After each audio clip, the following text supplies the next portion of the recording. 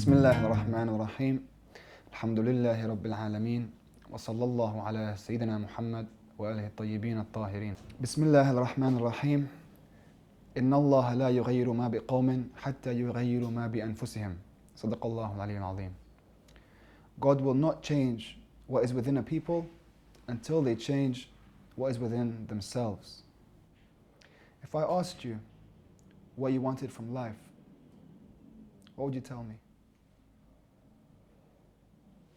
Each and every single one of you will give me a different answer, but the root of the answer would be the same.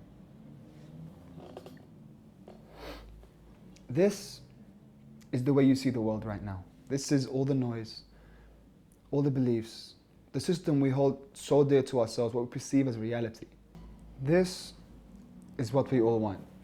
This purity, this is the cup of happiness. You want this, but we can never have this unless we give up this. What I'm trying to get at is that I want you to completely examine yourself, 100%, every single thing that you believe. Challenge yourself on it. It's uncomfortable, but that's where the magic happens. You are not going to grow if you remain in your comfort zone. And it leads me to an analogy made by Plato called Plato's Cave, where he talks about a group of people who were born and have lived underground their entire lives, and all they have known is darkness. And they are shackled by their wrists and ankles, and shackled on their necks, so all they can do is look forward, they can't look side to side. And behind them is fire. So in front of them, all they see are their own shadows. Their entire lives, all they see are shadows. And they begin to name these shadows, and they form a society based on the reality that they're perceiving, these shadows. And they live their entire lives this way. Then a man comes into this cave. This man in Islam would be perceived as a prophet. He would come into the cave and he would free one of these men and tell him, look behind you. And he sees the fire and his eyes tighten because he's never seen it before in his life. And he tells him, these shadows are not reality. There's more to life than this.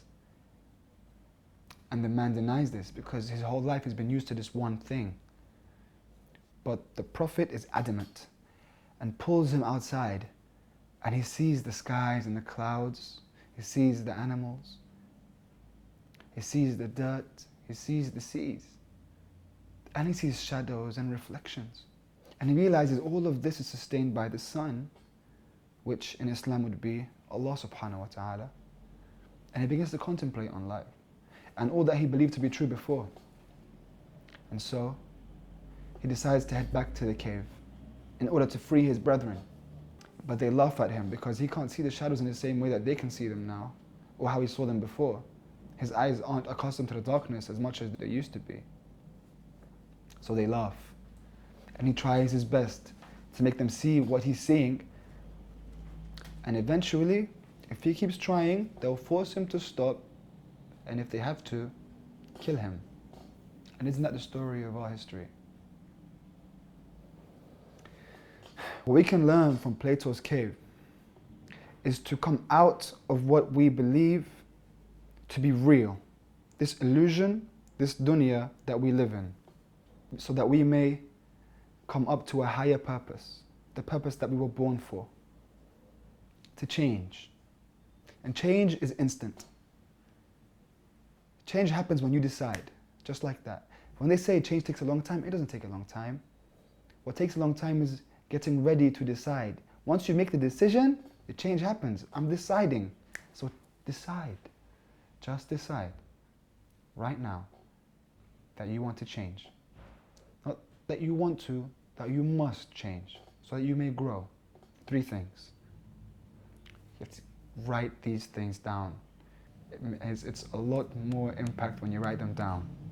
The first one, what do I want? Write down everything that you want, all your goals, write them down. Religious, vocational, occupational, relationships, financial, write them down. Why do I want it? Write down your incentive so you know why you're going after these things. Write them down. And thirdly, and most importantly, What will I do now? Make a plan, a long-term plan. Make one, write the plan down. Now you know where you're going, and you know what you have to do, and you know why you want to do it. So I invite you on this series to grow into a better version of yourself so that we may reach Allah subhanahu wa ta'ala together. Alhamdulillahi Rabbil Alameen. Wa sallallahu ala Sayyidina Muhammad wa alihi at-tahirin.